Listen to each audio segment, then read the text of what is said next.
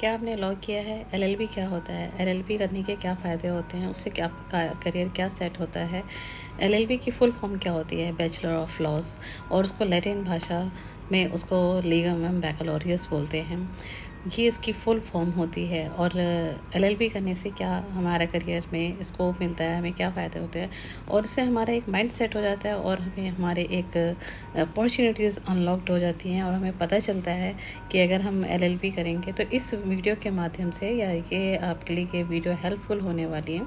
आप इसको एंड तक ज़रूर देखिएगा कि मैं इसमें आपको सारे स्कोप्स बताऊंगी कि अगर आप एलएलबी करते हैं तो आपके पास क्या क्या अपॉर्चुनिटीज़ होती हैं और आप क्या क्या कर सकते हैं आफ्टर एलएलबी। ये एक अंडर ग्रेजुएट प्रोग्राम होता है एलएलबी।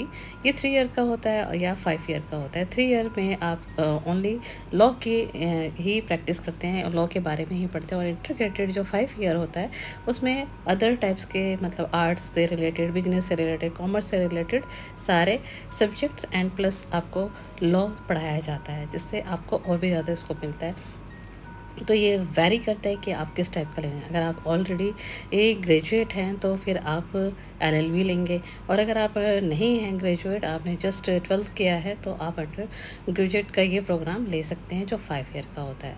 तो ये वीडियो आपको पूरी हेल्प करेगा कि अगर दोनों का स्कोप सेम होता है, अगर आप इंटीग्रेटेड करिए या एलएलबी करिए। तो चलिए देखते हैं इस ये वीडियो आपको कितनी हेल्प करेगी और क्या क्या स्कोप हैं और आपके क्या क्या अपॉर्चुनिटीज़ में आपको ग्रूम कराएगी, और क्या क्या आपको मिल सकता है एलएलबी करने के बाद, और आप क्या क्या कर सकते हैं। ये वीडियो आपको पूरी हेल्प करेगी कि एलएलबी की डिग्री लेने के बाद आप क्या क्या कर सकते हैं, आपके करियर में क्या क्या पॉसिबिलिटीज़ होती हैं, ट्रेडिशनल हो या अनकन्वेंशनल हो। यहाँ पर आपको बहुत सारे ब्रेकडाउन्स देखने को मिलते हैं। जैसे कि आप लीगल करियर में क्या कर सकते हैं, आप एक एडवोकेट बन सकते हैं, कॉर्पोरेट लॉयर बन सकते हैं, लीगल एडवाइज़र। एडवोकेट अगर आप बन सकते हैं, आप किसी भी क्लाइंट को रिप्रेजेंट कर सकते हैं अगर आपने बार काउंसिल में एनरोल कराया हुआ है। तो कॉर्पोरेट लॉयर हैंडल करते हैं मैटर्स बिजनेस के, इंक्लूडिंग कॉन्ट्रैक्ट्स। आप लीगल एडवाइज़र बन सकते हैं, कंसल्टेंसी कर सकते हैं कंपनी के लिए, बैंक के लिए, एनजीओ के लिए, इन सब के लिए जो भी लीगल इश्यूज़ होते हैं, जो भी लीगल इश्यूज़ खड़े होते हैं, उनके लिए आप लीगल एडवाइज़री बन सकते हैं। ये एलएलबी करने के बाद ये अपॉर्चुनिटीज़ मिलती हैं। इवन लीगल करियर में आप लिटिगेशन लॉयर बन सकते हैं। स्पेशलाइजेशन होता है उसमें, कोर्ट रूम में एडवोकेसी मिलती है आपको, जिसमें आप सिविल या क्रिमिनल केसेस लड़ते हैं, वो लिटिगेशन लॉयर करते हैं। लीगल एनालिसिस्ट जो होते हैं वो इंटरप्रेट करते हैं, असिस्ट फॉर्म्स को करते हैं, लीगल स्ट्रेटजी एंड डॉक्यूमेंटेशन करते हैं। और लीगल राइटर एंड जर्नलिस्ट बन सकते हैं, क्रिएट लीगल कंटेंट और रिपोर्ट और लीगल डेवलपमेंट्स। ये सब आप इस अपने करियर में सेट कर सकते हैं। बहुत सारी चीज़ें ऐसी होती हैं जो आप बहुत आसानी से इन सब में कर सकते हैं। बस आपको अपने एम्स पता होने चाहिए और आपको क्या करना चाहिए। अगर आप गवर्नमेंट जॉब या जुडिशरी के बारे में सोच रहे हैं तो जुडिशल सर्विसेज हैं, सिविल सर्विसेज हैं, पब्लिक प्रोसिक्यूटर्स बन सकते हैं, सिविल सर्विसेज भी कर सकते हैं, जुडिशली सर्विसेज में बिकम ए जज, मजिस्ट्रेट, और ये सब आप करते हैं। इसके एग्ज़ाम की तैयारी करते हैं और आप ये बन जाते हैं आफ्टर एलएलबी।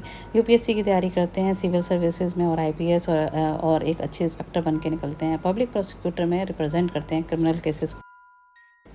और अगर आप एकेडमिक एक रिसर्चर बनना चाहते हैं तो लॉ प्रोफेसर बन सकते हैं, लीगल रिसर्चर बन सकते हैं। उसके लिए आपको क्या करना है, आफ्टर एलएलबी आप एलएलएम कर सकते हैं, पीएचडी कर सकते हैं और एक अच्छे यूनिवर्सिटी में टीचिंग करा सकते हैं, और आप एक प्रोफेसर बन सकते हैं जो आप लॉ की पढ़ाई करा सकते हैं। और लीगल रिसर्चर में क्या होता है कि आप स्टडी करते हैं लॉ के बारे में और पॉलिसी एनालिसिस करते हैं, एकेडमिक पब्लिकेशंस में आप सपोर्ट कर सकते हैं और आपके करियर सेट हो जाते हैं और बहुत सारी अपॉर्चुनिटी खुली रहती हैं। और इसका स्पेशलाइजेशन फील्ड क्या होता है, साइबर लॉयर बन सकते हैं, ह्यूमन राइट्स लॉयर बन सकते हैं, इमिग्रेशन लॉयर बन सकते हैं। साइबर लॉयर जो होते हैं डील करते हैं digital rights, data protection and cyber crimes में। और ह्यूमन राइट्स लॉयर जो होते हैं वो एडवोकेट बनते हैं सोशल जस्टिस थ्रू एनजीओ और इंटरनेशनल बॉडीज़ में। इमिग्रेशन लॉयर जो होते हैं हेल्प करते हैं क्लाइंट को वीज़ाज़ के लिए, रेजिडेंसी के लिए और सिटीजनशिप इशू जो भी आते हैं उसके लिए। ये स्पेशल फील्ड्स होती हैं एलएलबी के बाद। एंड लास्ट में आता है नॉन ट्रेडिशनल पाथ, जो बिल्कुल अलग है, डिफरेंट है। लीगल आउटसोर्सिंग होता है, पॉलिटिक्स होता है, एंटरप्रेन्योरशिप होती है। लीगल आउटसोर्सिंग में क्या होता है, ये फर्म के किसी भी फर्म के साथ लीगल सर्विस देते हैं। पॉलिटिक्स में क्या होता है, आपको लीगल नॉलेज होती है, इन्फ्लुएंस, आप पॉलिसी गवर्न कर सकते हैं और गवर्नेंस भी कर सकते हैं।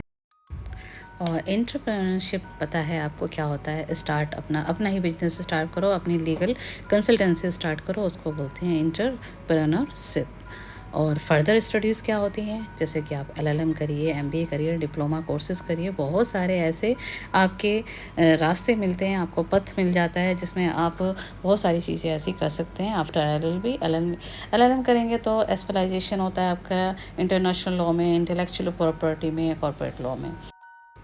एमबीए करेंगे तो combine legal and business skills और लीडरशिप रोल आपको करने को मिलता है। बहुत सारी चीज़ें इसमें सीखने को मिलती हैं। डिप्लोमा कोर्सेज में क्या होता है कि आप एक ऐसा एरिया सेलेक्ट करते हैं, जैसे टैक्स लॉ हो गया, आर्बिट्रेशन हो गया, एनवायरमेंटल लॉ हो गया, और बहुत सारे लॉ होते हैं जिनके छोटे छोटे डिप्लोमाज होते हैं। होप आपको मेरी वीडियो अच्छी लगी तो प्लीज़ लाइक शेयर सब्सक्राइब करना ना भूलें, बेल आइकन पे हिट करें। मिलती हूँ नेक्स्ट वीडियो में इन्फॉर्मेशन के साथ, न्यू इन्फॉर्मेशन लेकर।